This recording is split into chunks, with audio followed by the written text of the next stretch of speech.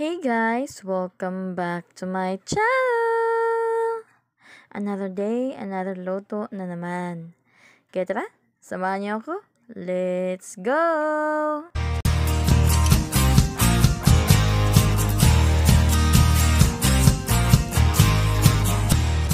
Ang lulutuin po natin for today ay nilusak na saging o nilupak sa Tagalog. Ayan, meron po tayo ditong balbangan na saging guys. Mali 1 kilo at kalahati po ito, pero kinain ko na po yung iba. Ayan, maglalagay po tayo dito ng 2 baso ng tubig. Mas maganda po guys kung hilaw talaga yung saging na gagamitin nyo. Kaso po, wala po akong nakitang hilaw po doon. Kaya ito na lang po yung binili ko. Ayan, luto na po ito and hanguin na po natin ito. And mas maganda po guys kung mainit pa po nyo siya lupakin para po hindi po siya masyadong matigas. Kasi po pag hindi na po ito mainit, pag lumamig na po ito ay matigas po siyang pislatin. Ayan, binalatan ko lang po itong mga naluto nating saging. Yan, hiniwa ko na po ng paganyan para po mas madali po nating itong durugin. And kung kagaya ko po kayo guys na wala po kayong pangdurog or lusong, ay pwede po kayong gumamit ng malinis po na baso. Kagaya po nitong ginagamit ko. Yan na yun guys, kitang-kita nyo naman. Medyo tumigas na po siya kasi po napalamig ko na po siya. Kaya po mas maigi po guys na mainit nyo pa po ito lusukin. Para po, or lupakin, para po hindi po siya gaanong matigas. Ayan guys, durugin ko lang po ito lahat.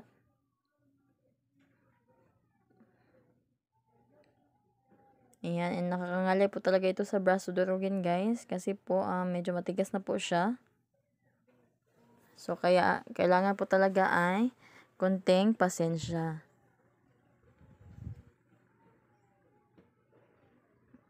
Ayan guys, continue ko lang po ito durugin. And sa 3 ingredients lang guys, hindi mo akalain makagagawa ka na ng nilupak. Pero ito pong akin guys ay dinagdagan ko po ito ng 2 pang ingredients. Kasi pangkain lang po ito dito sa bahay. So, sinarapan ko na po talaga. Pero kung ang ano nyo guys ay pangbenta, pwede pong 3 ingredients lang po yung gamitin nyo. Yung white sugar lang, itong saging at ang grated coconut.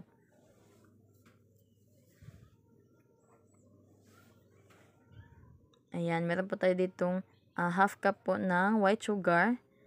Nireduce ko na po yung white sugar guys kasi po medyo matamis po itong ating saging dahil po yung nabili ko po ay medyo ripe. Pero po kung meron po kayong saging dyan na hilaw po talaga guys, yun po yung gamitin nyo.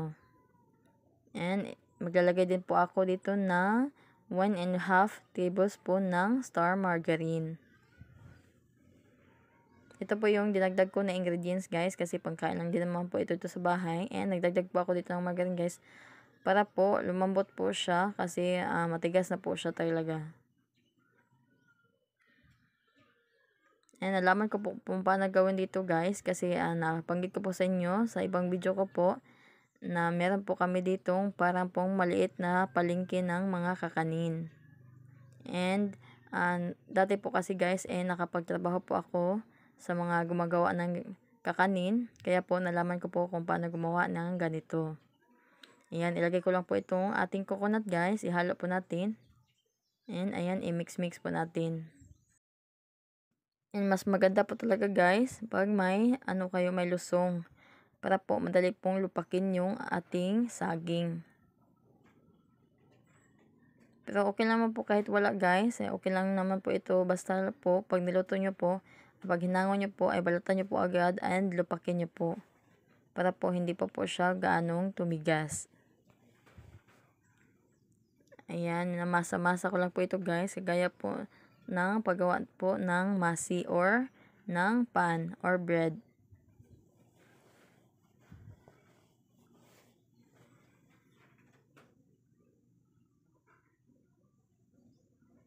And ito pong nilupak natin guys ay 1.5 kilo po ito. Pero po nung pagkatapos ko pong saingin guys ay kinain na po yung ibang saging. Kaya ito lang po yung nagawa po natin. Ayan, okay na po ito and continue na po tayo sa next steps. Ayan, meron pa tayo ditong baking pan guys and renash ko lang po yan ng margarine para hindi po dumikit yung lalagay po natin ditong nilupak na saging. Ito lang po yung gagawin kong hulmahan guys. Pero kung pambenta nyo po mas maganda po yung i-circle nyo po yung paggawa.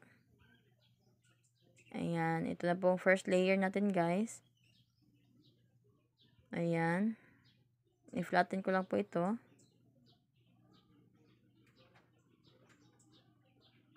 Ayan, okay na po yan. Ilagay na po natin itong ating grated coconut. Ayan. Lagay ko lang po yung coconut sa ibabaw guys. Ayan, sa pangalawang layer naman natin, lagay po natin itong ating nilupak na saging. Ayan, i-spread ko lang po yan guys. I-flatten na lang po natin.